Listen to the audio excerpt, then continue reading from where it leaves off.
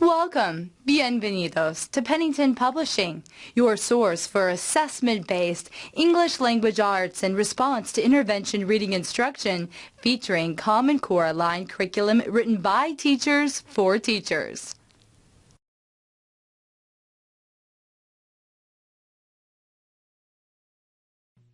Training Module 5, Vocabulary Acquisition and Use Worksheets. Language Standards 4, 5, and 6. Teaching the Language Strand provides comprehensive programs for grades 4, 5, 6, 7, and 8. The Teaching the Language Strand student workbook includes 2 independent vocabulary worksheets per week to help students learn and practice all the grade-level vocabulary standards in Language 4, 5, and 6. The language standards emphasize comprehensive vocabulary development. Students learn multiple meaning words, Greek and Latin word parts, figures of speech, word relationships, context clues, connotations, academic language, and language resource, such as dictionary and thesaurus skills. The vocabulary appendix provides answers to the vocabulary worksheets. Let's look at each component of the paired vocabulary worksheets to get comfortable with the instructional procedures. It makes sense to similarly introduce the procedures to your students before expecting them to complete the vocabulary worksheets on their own. Once students are working independently, they will need about 10 to 15 minutes to complete each worksheet. The first worksheet of the week, the odd number worksheets, begin with multiple meaning words. Multiple meaning words are homonyms. In other words, the same word has more than one meaning. Each of the words is also a homograph. That is, they are spelled the same way. However, not all of the words are homophones. This means that they may be pronounced differently, usually because they are different parts of speech. Now let's read the directions. Write the number of the definition that best matches the use of each vocabulary word in the sentences below. Introduce the 2 multiple meaning words and read their definitions out loud. Soil, used as a noun, means the surface level of the earth in which plants grow. Soil, when used as a verb, means to stain or make something dirty. Ask students to use the first entry in a complete sentence that shows the meaning of the word. Identify the context clues that students provide that show the meaning of the word. Repeat for the second word entry. Next, read the sentences out loud and complete a think aloud as you use the context clues to decide which definition number best matches each vocabulary word. For example, the boys always soil their jeans when they roll down that grassy hill. A grassy hill would leave stains on jeans. Roll down means that the boys are touching that grass a lot. Definition number 2, to stain or make dirty, seems to fit in the first blank. For the second sentence, but those stains are easy to remove, unlike those stains left by the red soil in our backyard. The color red is an adjective modifying the noun soil. So definition number 1 definitely fits in the second blank. Finally, direct students to fill in the definition numbers in the spaces provided. Use the SAIL, that is, synonym, antonym, logic, and example context clues strategy to identify the context clue categories in the student sentences. If students have not practiced context clue strategies, it may be advisable to teach one or more of the context clue vocabulary lessons found in the vocabulary section of the Teaching the Language Strand program. Now introduce the two Greek and Latin word parts and read their definitions out loud. Remind students how prefixes, roots, and suffixes function in words. The prefix is a syllable which can begin a word. The root is the syllable which identifies the core meaning of the word and can be incomplete, as in vis, viz, or complete, as in read, read. Complete roots are called base words. The suffix is a syllable that may end a word. Then read and explain the first sentence of the directions. Ask students to brainstorm which words they know that include each of the word parts. Write their example words on the board and then write two of their choices in the blanks under the example words column on the display or board. Remind students that they can consult a dictionary to find example words for the prefixes and roots, but not suffixes because of the alphabetical order of dictionaries. For example, students might brainstorm these words for sieve: civic, civics, civil, civilized, civilization, and civilian, or others. For the word part ill, students might generate these words: civil, devil, evil, and peril, or others. Now read and explain the second sentence of the directions. Ask students to guess the definition of the word formed from the word parts and write their responses on the board. Encourage students to use the words listed under the meaning column, but also add on their own words or reverse the order of the word part meanings to make the best sense. Complete sentences are not required. For example, relating to citizen would work fine. Relating to a citizen, about a citizen, having to do with a citizen, or citizen-like. Write one of their choices in the blanks under the example words column on the display or board. The next section deals with language resources. The Language Resources Dictionary and Thesaurus section of the Vocabulary Worksheet requires students to use a print or online dictionary and thesaurus. Read and explain the first set of directions. Consult a dictionary to divide the vocabulary word into syllables. Mark its primary accent, list its part of speech, and then write its primary definition. Compare to your definition above. Tell your students that some dictionaries use slashes, some use dots, and some use blank spaces to show the syllable divisions. Direct students to use slashes for these syllable divisions of the Greek and Latin vocabulary words on their vocabulary worksheets. Point out that the Greek and Latin vocabulary words don't always follow English syllabication rules. Find the English syllable rules in the appendix of this program. Show students how the dictionary marks the primary accent and tell them to place the accent mark over the stressed vowel or last vowel in a vowel team for the Greek and vocabulary words. For example, with the word about, the accent mark is placed over the last vowel in the vowel team OU.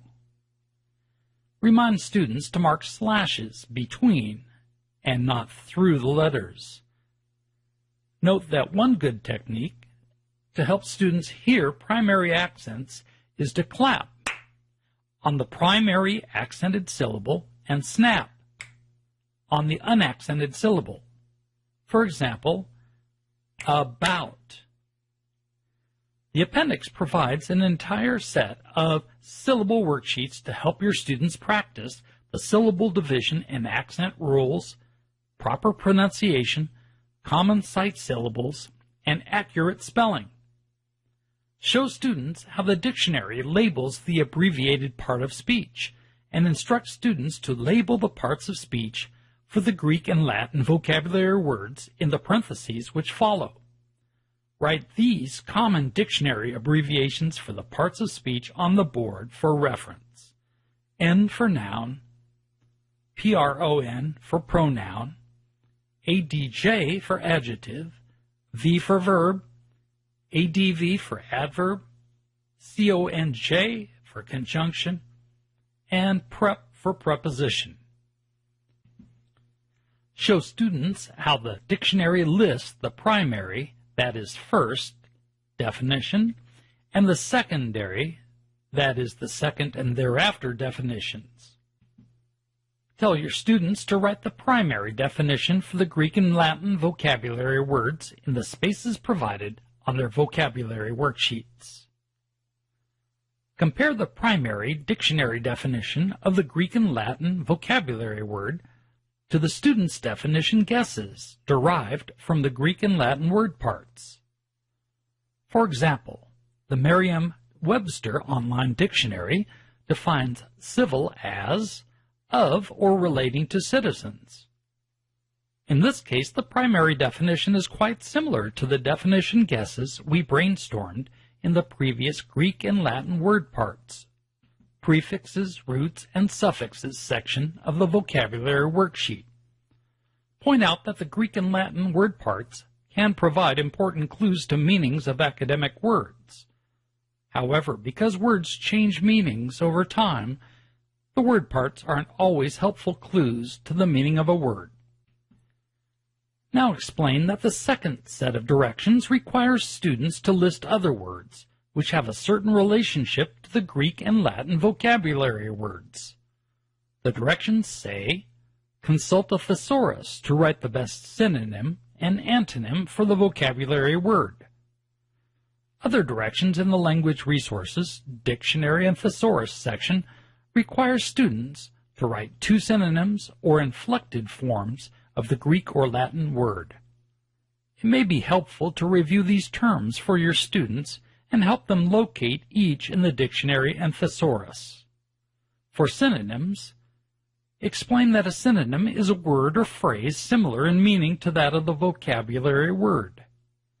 For antonyms, explain that an antonym is a word or phrase different in meaning to that of the vocabulary word, perhaps the opposite. Encourage students not to use negations to form antonyms on their vocabulary worksheets, such as using un or dis or not as prefixes. For inflected forms, explain that an inflection is simply a different grammatical form of the word in which the root is changed or a suffix is added. For example, civilize and civilian would be inflections of the word civil. In dictionaries, an inflected form is listed in boldface after the entry word or as a separate entry word before or after the vocabulary word. The last section on the odd-numbered vocabulary worksheets deals with figures of speech. Tell students that a figure of speech is a non-literal expression used by a certain group of people. For example, the man walked through the door. Although we say through the door, we don't literally mean exactly what we say. Through the door is one type of figure of speech known as an idiom. Let students know that they will explore many types of figures of speech in the vocabulary worksheets. First, read the figure of speech listed in the title. The definition of the figure of speech is provided in parentheses which follow. The title says, similes, stated comparisons between two unlike things. Now read and explain the directions. as used in the following sentence, interpret or explain the meaning of this simile. As harmless as doves. All parents think their own children are as harmless as doves. Ask students to share their interpretations or explanations of the idiom. For example, parents think their children are like doves. Or some might say, a dove is harmless. A dove is a symbol for peace. Or a dove couldn't hurt anyone. After several group responses, help clarify and paraphrase as necessary so students can write a concise answer. The second of the paired worksheets, in other words, the even-numbered worksheets, begins with word relationships. Tell students that they will be exploring different types of word relationships throughout the vocabulary worksheets. Now read and explain the directions. Use sail, that is synonym, antonym, logic, or example context clues to write a sentence that shows the meaning of each vocabulary word. Connect the clauses with a transition. For example, transitions which indicate sameness might be similarly, in the same way, just like, likewise, or compared to. Ask students to share a compound sentence which uses one of the vocabulary words in each independent clause along with a connecting transition word or phrase that signals a synonymous relationship between those clauses. For example, students might share this one. Sitting by the still blue lake was peaceful in the same way as listening to the sound of the breeze blowing through the trees was tranquil. Stress the importance of using context clues to show the meanings of words and let students know that they may reverse the order of the vocabulary words in their sentences. After sharing a few sentences, write one of the compound sentences in the space provided and tell students to do the same in their student workbooks. The next section is connotations, shades of meaning. Explain to students the difference between denotation, in other words, dictionary definitions, and connotation, in other words, definitions in context or feeling. Tell students that this section of the vocabulary worksheet will help them understand and practice connotations. Different words may have similar meanings, but may have differences in the ways that they are used or understood. These shades of meaning are best discovered when the words are examined together. Now read the directions. Write the vocabulary words where they belong on the connotation spectrum. Tell students that a spectrum is a range of related things or ideas. For example, a rainbow is a spectrum of color. Introduce the two vocabulary words and read their definitions out loud. The first word is obvious, which is an adjective and means something that is noticeable or easy to spot. The second word is mysterious, which also is an adjective. It means something that is hidden or difficult to identify. Brainstorm with your students how the two vocabulary words have different shades of meaning. For example, obvious and mysterious are opposites or antonyms. Then compare and contrast the meanings of these words to the two words listed on the connotation spectrum. For example, obvious is similar to clear, but is easier to see or find. Puzzling is related to mysterious, but is not just hidden or difficult to identify, it is confusing as well. Write the two vocabulary words in their proper places on the connotation spectrum on the display or board and tell students to do the same in their student workbooks. The last section of the even number worksheets deals with academic language. Tell students that academic language words are those most often found in their textbooks. These vocabulary words are called Tier 2 words in the Common Core Vocabulary appendices and are advocated by many reading specialists as being the precise words students need to learn for vocabulary development. The academic words in Teaching the Language Strand have been selected from the research-based academic word list. Students are introduced to and have the opportunity to practice 2 academic language words per week on the even-numbered worksheets. Now let's read the directions. Describe the vocabulary words in each box. Now read the vocabulary word in the upper left box and its definition out loud. Convene is a verb, which means to get together for a meeting or activity. The upper right box says similar to. Tell students to brainstorm words and phrases which are similar to the vocabulary word convene. Write these synonyms on the board or display. Students might brainstorm, for example, gather or assemble, bring together, hang out, or bunch up. Write one of these synonyms in the box and tell students to do the same in their student workbook. Tell students not to use an inflected form of the vocabulary word in the similar to box. For example, convening is not an acceptable synonym to convene. The lower left box says different than. Have students brainstorm words and phrases which are different than the vocabulary word convene. Write these antonyms on the board or display. For example, students may brainstorm, scatter, adjourn, break up, break apart, take off. Write one of these antonyms in the box and tell students to do the same in their student workbook. Tell students not to use a negation in the different than box. For example, not convene is not an acceptable antonym for convene.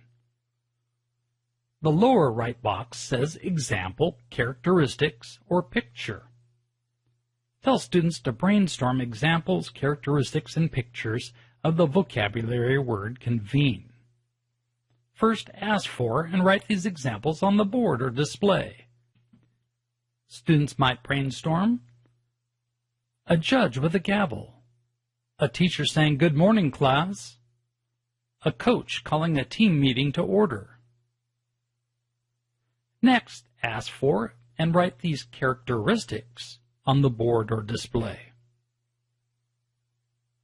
such as formal, rules, leader, someone in charge of a group with a special purpose, business to discuss.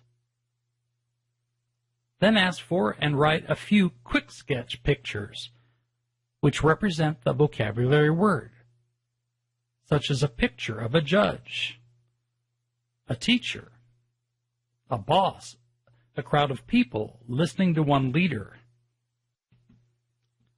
Write one of these example, characteristic, or picture descriptions on the board or display and direct students to do so as well. Lastly, direct students to complete the second academic language word, coordinate, on their own.